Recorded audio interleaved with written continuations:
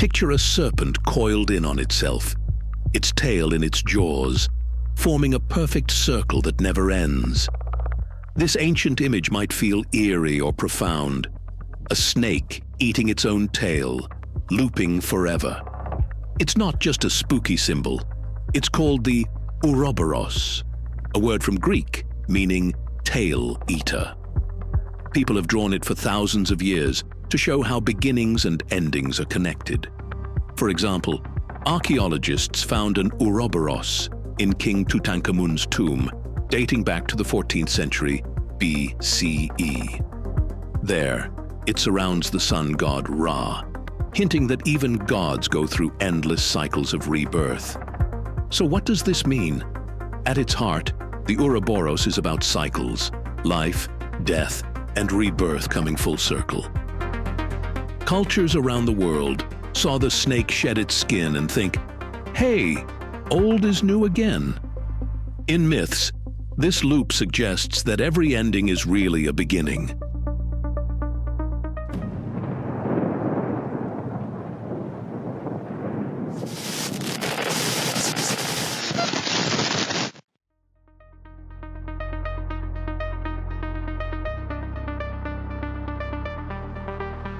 Let's rewind history and explore where the Ouroboros began. Ancient Egyptians were among the first to carve or paint this symbol. In the burial text, Book of the Netherworld, in Tutankhamun's tomb, two Ouroboros snakes encircle the god Ra-Osiris. One serpent wraps around Ra's head, another around his feet, marking the beginning and the end of time.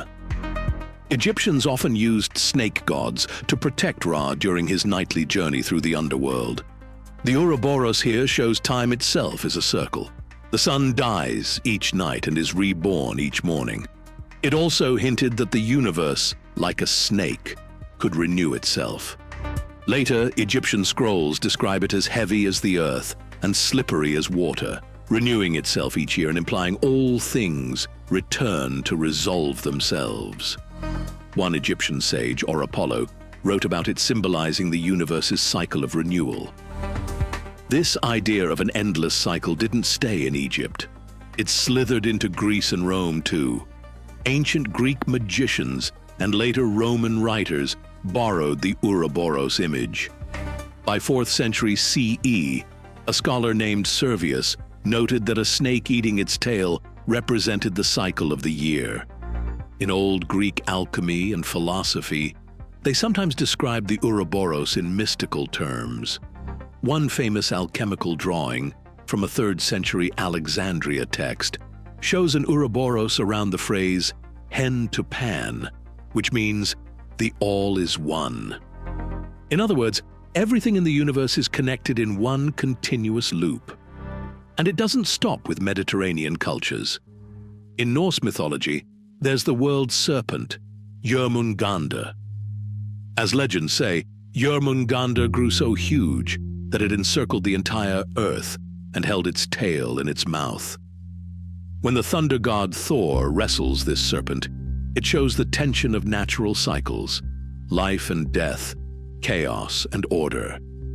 In fact, when Jörmungandr finally releases its tail, that event signals the Norse apocalypse, Ragnarok.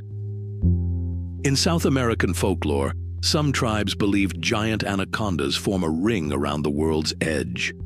Another Ouroboros-like idea. Even the Bible's Leviathan is described as coiling around the world with its tail in its mouth. All these myths speak to a deep human fascination. What if existence truly goes round and round? So, what did people feel when they looked at that snake circle? Most saw renewal and eternity. The Ouroboros became a symbol that life never really ends. It embodies eternal cyclic renewal, the constant cycle of birth, death, and rebirth. Imagine the seasons. Winter must turn into spring, then summer and fall, then winter again. The Ouroboros tells us the world works in loops like that. Snakes naturally shed their skin and grow anew, which is probably why they were chosen to symbolize rebirth. As one writer put it, The Ouroboros conveys the idea of an endless cycle. The serpent devouring itself suggests that the end meets the beginning. Even the way the Ouroboros is drawn hints at balance. The tail, a phallic symbol, in the mouth, a womb-like symbol, means the male and female principles unite. In some traditions, it was a fertility emblem, but more often, it meant that everything renews itself. Something always rises from the seed of what died. Alchemy and mysticism took these ideas literally. Alchemists, those medieval chemists mixing magic and science, loved the Ouroboros. One alchemist said the Ouroboros is the ultimate self-renewing creature. It kills and resurrects itself, fertilizes, and is born from itself. Even the mathematician Carl Landsteiner described an Ouroboros vision when discovering the benzene ring structure in chemistry, proof that this symbol sparks creative insight. And psychologists like Carl Jung used it to describe the mind. Jung saw the Ouroboros as an archetype of wholeness. He noted it has a meaning of infinity or wholeness, a symbol of how our psyche destroys and rebuilds itself. In simple terms, it's like the idea of constantly growing and changing. You shed old habits to become new again. However, not everyone loves this snake's endless game. Some warn the Ouroboros can mean a trap, a vicious circle of mistakes repeating. If you never learn from the past, you just loop around forever, and that can feel scary or sad. It's a reminder that cycles can be breaking points or chokeholds if we don't let go of what's dead. So, is it hopeful or dark? Perhaps both. You might be surprised how the Ouroboros still pops up in modern culture.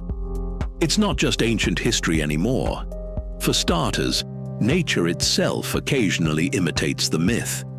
Biologists have observed real snakes eating themselves when confused or in captivity.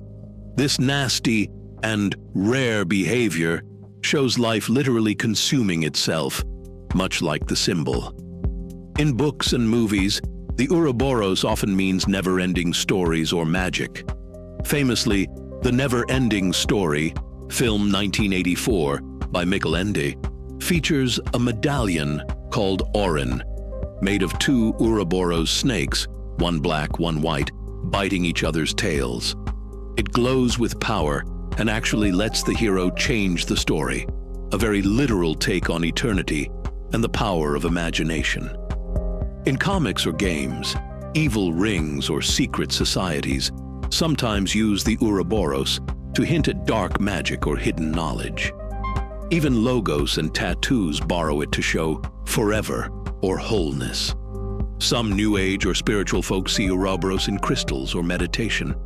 People talk about Kundalini energy, coiling like a snake, or about circular causalities. What goes around comes around. These aren't sci-fi facts, but they show how we still feel drawn to this looping snake. What about science and tech? Engineers and mathematicians sometimes refer to Ouroboros when things feed back into themselves, like a system that fixes and controls itself, or a blockchain algorithm named Ouroboros that keeps repeating for security. It's also a symbol in biology or physics discussions about self-renewal. The idea that a system, like an ecosystem or economy, can regenerate from its own ashes is pure Ouroboros. We see circles in music too, a song that loops, or a habit we can't break. Drop a comment if you've spotted Ouroboros patterns in art, games, or even in daily routines.